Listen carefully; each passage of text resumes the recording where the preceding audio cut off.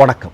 இந்திய வரலாற்றில் இதுவரையும் இல்லாத அளவிற்கு அயோத்தி ராமர் கோயிலில் 1000 கோடி ரூபாய்க்கும் அதிகமான கொள்ளையை சங்கபரிவார கும்பல் நடத்தியிருக்கிறார்கள் என்கிற செய்தி வெளியாகக்கூடிய இந்த நேரத்தில் இது குறித்து ஒரு சின்ன போராட்டமோ அறிக்கையோ இன்னமும் வெளியிடாமல் இருக்கக்கூடிய காங்கிரசினுடைய மூத்த தலைவர்களில் ஒருவராக இருக்கக்கூடிய ராகுல் காந்தியை நாம் கண்டிக்கிறோம். எல்கே அத்வானி உங்களுக்கெல்லாம் ஞாபகம் இருக்கும்னு நினைக்கிறேன். சோமநாதிலிருந்து அயோத்தி வரைக்கும் ஒரு ரத யாத்திரையை நடத்தினார் இல்லையா? வடிநெடுகிலும் எவ்வளவு பெரிய கலவரங்கள் வெடித்தன, எத்தனை பேர் கொல்லப்பட்டார்கள். இறுதியில் 92 பாபர் மசூதி இடிக்கப்பட்டது.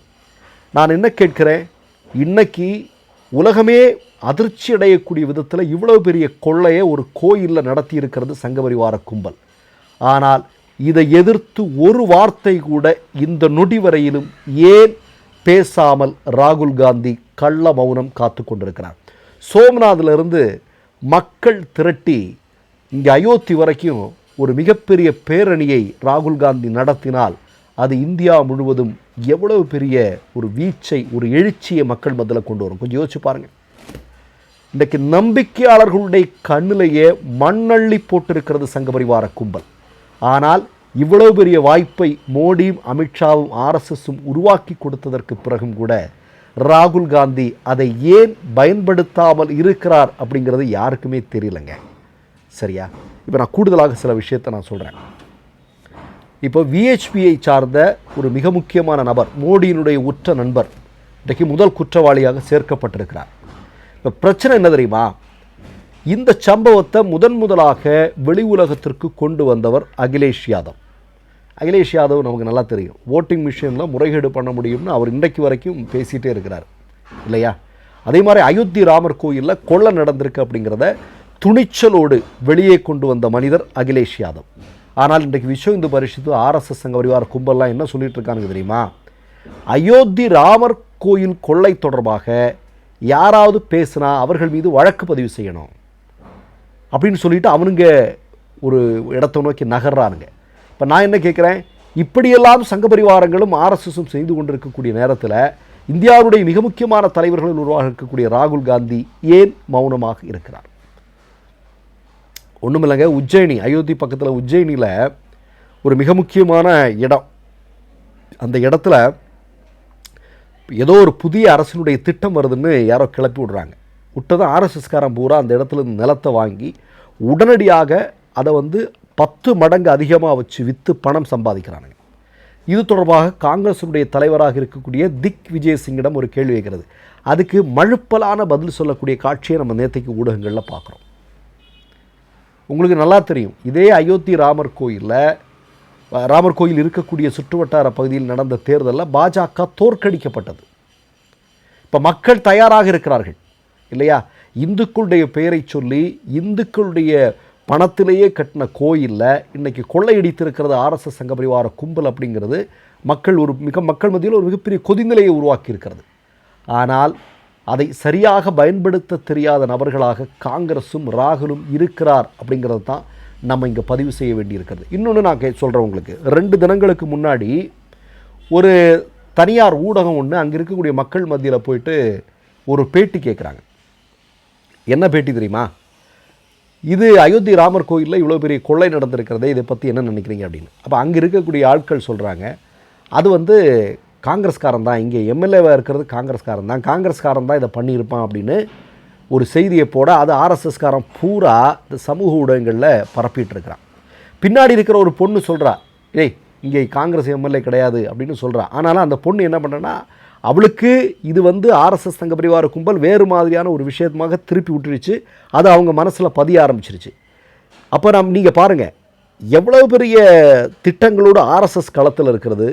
அதை முறியடிப்பதற்கான எதிர்க்கட்சியாக இருக்கக்கூடிய காங்கிரஸோ அதனுடைய தலைவர்களோ இப்படி இருந்தால் எப்படி? கொஞ்சம் யோசிச்சு பாருங்கள். 1 நாள் திருட்டு, 2 நாள் திருட்டு, 10 நாள் திருட்டுங்கிறதில்ல, 4 வருடங்களாக அயோத்தி ராமர் கோயிலை கொள்ளையடித்து கொண்டிருக்கிறார்கள். கடந்த 40 நாட்களில் 70க்கும் அதிகமான முறை அந்த கோயிலில் ஒரே ஆளை கொள்ளையடிச்சிருக்கிறான். இன்றைக்கி ஊடகங்களில் செய்தி வந்திருக்கு, 40 நாட்களில் 70 முறை ஒரே ஒருத்தன் உள்ள போய் சர்வசாதாரணமாக கொள்ளையடித்து கொண்டு வந்திருக்கிறான்.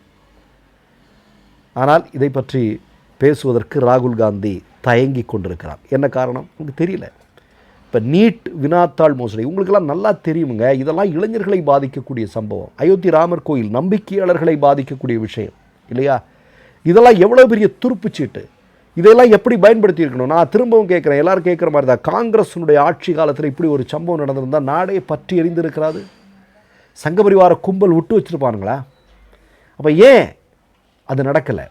இப்போ பற்றி எறியணும்னு சொல்லலை, ஆனால் மக்கள் மத்தியில் இப்படி ஒரு கொள்ளை நடந்திருக்கிறது, அதற்கு பின்னால் ஆர்எஸ்எஸ் சங்க பரிவார கும்பல் தான் இருக்கிறது என்பதை வெளிச்சம் போட்டு காட்டுவதற்கு ராகுல் காந்தி ஏன் தயக்கப்பட்டு கொண்டிருக்கிறார் அப்படிங்கிற கேள்வியை நம்ம முன்வைக்கணும் இல்லையா? இப்போ அயோத்தியில் 3வது முறை ஆட்சி பொறுப்பிற்கு வருவதற்கு யோகி ஆதித்யநாத் தயாராகி கொண்டிருக்கிறார். அது வேறு. ஒரு 2 கோடி பேர் எஸ்ஐஆர் வந்து 2 கோடி பேர் நீக்கம் செய்யிட்டாங்க, பல திட்டங்களோடு இருக்கிறாங்க. ஆனால் நான் என்ன கேட்கிறேன் அப்படின்னா, கடந்த முறை இதே அயோத்தியில் இதே உத்தரப்பிரதேசத்தில் மிகப்பெரிய பின்னடைவை சந்தித்ததன் மூலமாகத்தான் மோடி சந்திரபாபு நாயுடு நிதிஷ்குமாருடைய தோள்களில் கைபோட்டு ஆட்சி அமைக்க வேண்டிய கட்டாயத்திற்கு தள்ளப்பட்டார். அப்படி இருக்கக்கூடிய இடத்துல இன்னொரு மிக முக்கியமான ஒரு விஷயம் வந்து வெளிப்படுகிறது. அதை காங்கிரஸும் அதனுடைய தலைவர்களும் எப்படி பயன்படுத்துவது அப்படிங்கிறதே தெரியாமல் இருக்கிறாங்க. இப்போ நீட் தொடர்பான விஷயத்தில் அவ்வளோ பெரிய இப்போ காக்ரோச் ஜனதா பார்ட்டியெல்லாம் இன்றைக்கு ஒரு மிகப்பெரிய போராட்டத்தை முன்னெடுத்திருக்கிறது அப்படின்னா அது இளைஞர்களை மையம் வைத்து, இளைஞர்களுக்கு மோடியினுடைய ஆட்சி தொடர்ந்து நடத்தி கொண்டிருக்கக்கூடிய அநீதிக்கு எதிராக அந்த ஒரு இயக்கம் பிறந்திருக்கிறது. அது இளைஞர்கள் மத்தியில் வேகமாக பரவி கொண்டிருக்கிறது. இந்த இடத்தை யார் பயன்படுத்தி இருக்க வேண்டும்? காங்கிரஸ் தானே பயன்படுத்தி இருக்க வேண்டும். ஆனால் காங்கிரஸ் என்ன செய்து கொண்டிருக்கிறது? அறிக்கை விட்டால் மட்டும் போதுமா? 12 வருஷமாக அறிக்கை விட்டுட்டு இருக்கிறீங்க, என்ன பயன்? மற்றொரு நிகழ்வில் சந்திப்போம். நன்றி, வணக்கம். 3 யூடியூப் சேனல்கள் வியாபாரத்திற்கு இருக்கிறது. தேவைப்படுபவர்கள் இந்த எண்ணுக்கு தொடர்பு கொள்ளுங்கள். மை நேம் இஸ் ரெட் சேனலை சப்ஸ்கிரைப் பண்ணிக்கோங்க. அதுக்கப்புறமா பக்கத்தில் இருக்கிற ஜாயின் பட்டனை கிளிக் பண்ணீங்கன்னா ஒரு நியூ பேஜ் ஒன்று ஓப்பன் ஆகும். அதுலேயும் ஜாயின் பட்டனே கிளிக் பண்ணிக்கோங்க. அதில் பார்த்தீங்கன்னா credit R debit card options இருக்கு. இதில் உங்களுக்கு விசா, மாஸ்டர் கார்டு, ரிப்பே அப்படின்னு 3 ஆப்ஷன்ஸ் கொடுத்துருக்காங்க. அதில் நீங்கள் எந்த கார்டு சூஸ் பண்ணுறீங்களோ அந்த கார்டோட நம்பர் என்டர் பண்ணிக்கோங்க. அப்புறமா கார்டோட வேலிடிட்டி மந்த் அண்ட் இயரை டைப் பண்ணிக்கோங்க. அடுத்தபடியா உங்க கார்டோட பின்னால சிவிசி கோடுன்னு சொல்லிட்டு 3 நம்பர்ஸ் கொடுத்துருப்பாங்க. அந்த நம்பரை இதில் என்டர் பண்ணிக்கோங்க. அப்புறமா அட்ரஸ் அண்ட் இன்ஃபர்மேஷன் என்டர் பண்ணிட்டு பைங்கிற பட்டனை கிளிக் பண்ணிக்கோங்க. ஒருவேளை உங்க கார்டு நம்பர் இன்வாலிட்னு காமிச்சிச்சுன்னா உங்க கார்டுல இன்டர்நேஷனல் யூசேஜை எனேபிள் பண்ணுங்க.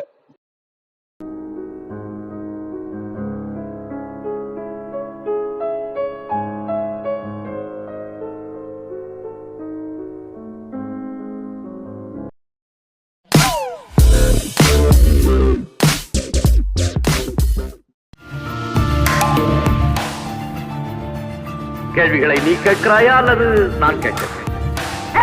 நீ கேட்காத, நானே கேட்கிறேன். எனக்கு கேட்கலாம் தெரியும்.